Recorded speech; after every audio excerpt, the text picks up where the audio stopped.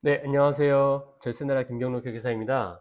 오늘 여러분들께 말씀드릴 주제는 부동산 매매업자에 대한 내용입니다. 원래 부동산 매매업자가 조정지역이 넓게 있고 그 다음에 조정지역에 대한 중과세가 적용이 되었을 때는 크게 혜택이 없었습니다. 수도권 전체 및 광역시에 걸쳐서 넓게 설정되었던 조정지역이 강남 3구 또는 용산 3구로 많이 줄어들었고 2022년 5월 10일에 조정지역에 대한 중과세가 한시적으로 1년 동안 23년 5월 19일까지 그리고 한 차례 더 연기되면서 24년 5월 19일까지 연기되면서 부동산 개인 매매업자에 대한 관심이 많이 늘어났는데요. 그래서 오늘 부동산 매매업자에 대한 소개를 여러분들께 영상으로 준비해 봤습니다. 구독과 좋아요 부탁드리고요. 그럼 내용 시작하겠습니다. 매매사업자 일반 개인의 부동산 양도시 적용 사례를 그림으로 준비해 보았습니다. 표를 보시면 일단 갑이라고 하시는 개인분이 거주주택 A를 가지고 계십니다. 이 거주주택 A는 2022년 5월 10일 이전에 보유하고 계시고요. 거주하고 계시기 때문에 매도나 다른 계획은 없으신 상태로 2022년 5월 10일에 부동산 매매업자로 등록을 하셨습니다. 부동산 매매업자는 기본적으로 직접 사업자 등록을 한 자와 간주매매 사업자로 분류된 두 가지 경우가 있는데요. 밑에 노란색으로 표시된 부분을 보시면 사업자 등록을 하는 경우 또는 간주매매 사업자로 부동산 거래 규모, 횟수 등에 비추어서 이런 사업활동으로 볼 수 있을 정도의 계속성, 반복성이 있는 형태라고 합니다. 여기서 세법적으로 의미를 살펴보면 부가세법 시행규칙 제2조에 나와 있듯이 1과세기간 중에 1회 이상 부동산을 취득하고 2회 이상 판매하는 사업이라고 되어 있습니다. 1년 기준으로 본다면 1과세기간은 이제 반년이기 때문에 부가가치세법상 1년 기준으로 본다면 2회 매수, 4회 매도 이상의 경우를 말하는데 사실 법원의 판결 내용을 보면 완전히 해당 숫자에 국한되어서 판결이 내려져 있지는 않습니다. 결국엔 매매 차익을 얻기 위해서 반복적이고 계속적으로 부동산 매매 거래를 하였다고 하는 사회 통념상으로 판단되는 경우에 간주 매매 사업자로 보고 있습니다. 이 사회 통념상이라는 단어가 세법에서는 조금 무서운 단어인데요. 납세자 입장에서는 최대한 몸을 살릴 수밖에 없는 단어입니다. 그래서 웬만하면 개인은 85제곱미터 초과하는 부동산은 매매 사업자로 거래하지 않는 게 좋다고 생각을 합니다. 근데 방금 전에 제가 말씀드렸을 때 저희는 지금 소득세법상의 사업자에 대해서 내용을 보고 있는데 왜 부가가치세법의 사업의 범위를 언급하느냐 하면 부가가치세의 사업자와 종합소득세의 사업자가 다른 게 아니냐라고 생각하실 수도 있습니다. 하지만 대한민국에서는 크게 과세 주체를 세 가지 법인세법상 법인과 사업을 하지 않는 개인 그리고 사업을 하는 개인 이렇게 세 가지로 분류가 됩니다. 따라서 부가가치세법상 사업자로서 사업을 영위하시는 분은 종합소득세에서도 사업자로 분류된다고 생각하시면 됩니다.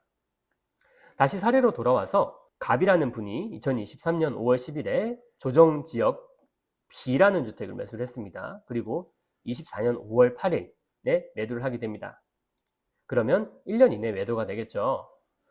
1년 이내 매도를 하게 되면 원래 중과 한시 배제가 있기 전까지는 여기 보시는 1번과 2번 중에 높은 세율을 적용받게 됩니다. 여기 1번에서 보유기간별로 일반 양도세율의 조정지역 2주택에 대한 플러스 20%를 적용을 받고 그리고 2번에서 1년 미만 단기 중과세인 77% 중에 높은 세율을 적용받도록 되어 있습니다. 근데 현재 조정대상 지역의 2주택 20% 중과세는 한시적으로 배제가 되어 있습니다. 그러다 보니까 보유기간 2년 이상인 조정대상 지역 내 주택을 2022년 5월 10일부터 24년 5월 9일까지 기간 내에 양도시에는 기본세율을 적용하게 해주겠다고 정부가 발표해 놓은 상황입니다.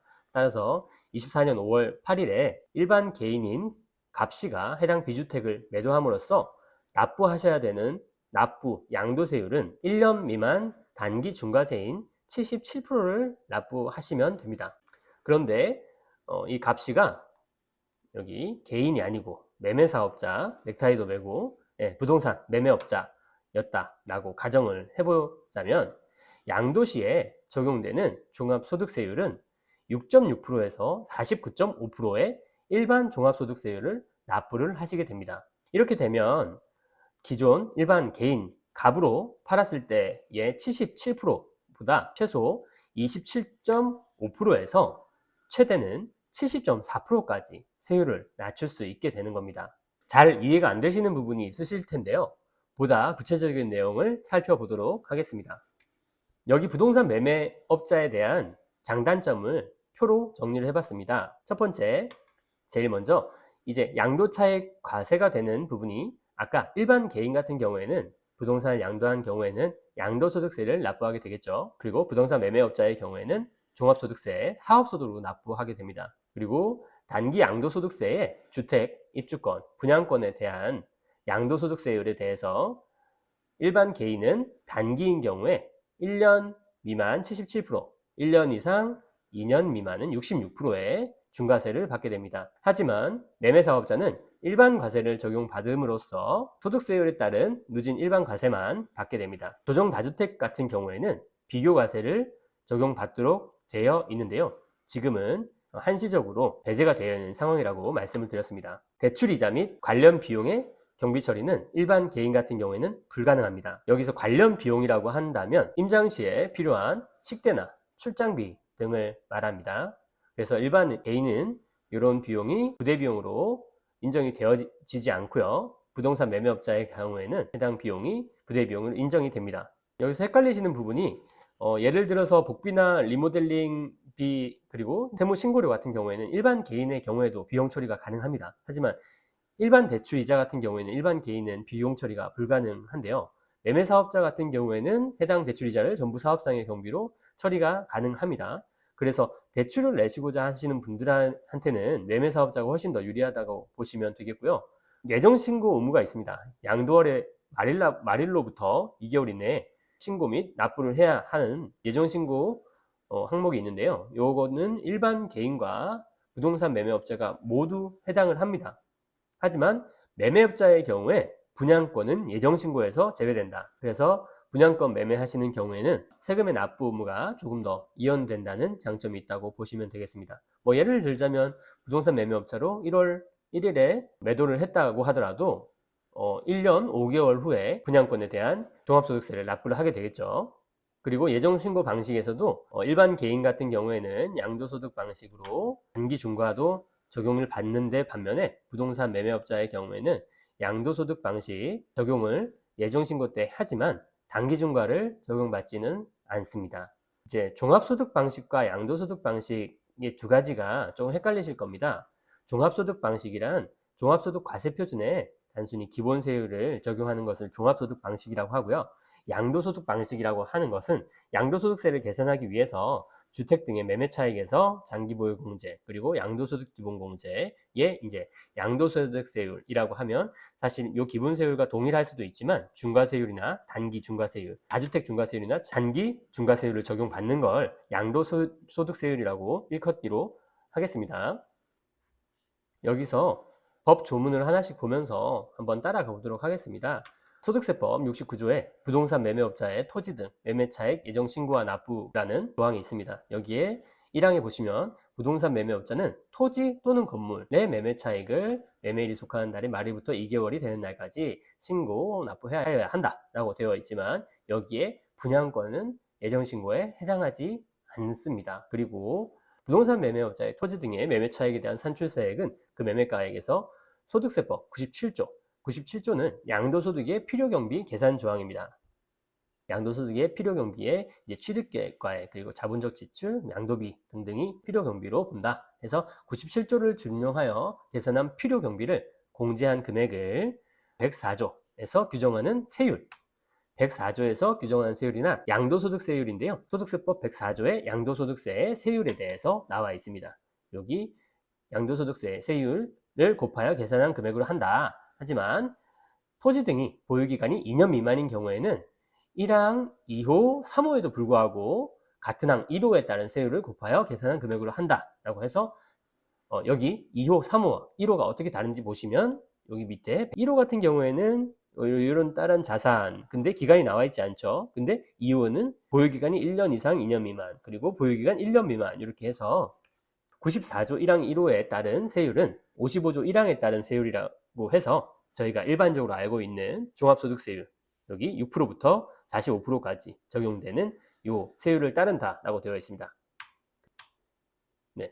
2호와 3호에는 1년 미만 그리고 2년 미만 단기 중과세율에 대해서 나와 있습니다. 하지만 매매사업자의 경우에는 예정신고 시에 단기 중과를 적용하지 않고 1호만 적용하겠다라고 해서 단기 중과세율을 적용하지 않는다라고 되어 있습니다.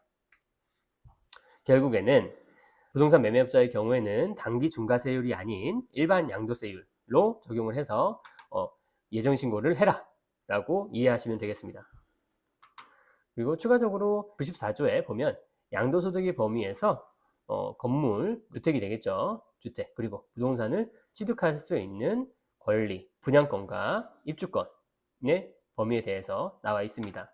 요거는 여기 이제 94조 1항 1호, 2호, 4호 요걸 보려고 여기에 1항 1호, 2호, 4호에 따른 자산을 양도소득세율을 이렇게 적용을 해라 해서 1년 미만은 70%, 그리고 2년 미만은 60%, 그리고 분양권은 언제 팔든지 무조건 60%라고 해서 분양권은 기간에 상관없이 무조건 60%로 부과를 하겠다라고 되어 있습니다. 이거는 매매 사업자도 예정신고만 하지 않을 뿐이지 똑같은 세율 66%를 적용받게 되는 거니까 이거는 분양권 같은 경우에는 유의하셔야 되겠고요. 128조 토지 등 매매 차익의 계산에서 아까 보신 69조 3항 중과 예외규정이죠. 예정신고 시 산출세 계산에 따른 매매 차익은 아래의 각호의 금액을 공제한 것으로 본다 라고 했을 때 여기에 장기 보유 특별 공제액이 나와 있습니다. 이게 무슨 말이냐면 나중에 예정신고를 할 때 부동산 매매업자의 경우에 장기 보유 특별 공제까지는 적용을 해준다. 하지만 기본 공제는 적용하지 않는다. 이 부분은 다음 영상에서 조금 더 설명드리도록 하겠습니다. 그리고 부동산 매매업자 확정신고할 때 비교과세를 어떻게 할 것이냐 라는 것에 대해서 원래는 분양권, 비사업용 토지, 미등기 양도자산, 그리고 조정대상 지역 내 다주택자의 주택의 경우에는 비교과세 부분에 보시면 일반 개인은 비교과세를 적용받지 않습니다. 하지만 매매사업장의 경우에는 비교과세를 적용을 받는데요. 여기 위에 있는 세 가지 비교과세가 해당이 되지만 비교과세 중에 다주택자, 조정지역 내 다주택자의 경우에는 24년 5월 9일까지 한시적으로 배제가 되어 있는 상황입니다. 그래서 비교과세를 적용받지 않을 수 있다는 말씀을 드리는 겁니다. 조금 복잡한데요. 요거는 이제 비교과세 방법, 확정신고 시에 적용되는 비교과세 방법에 대해서 나와 있습니다.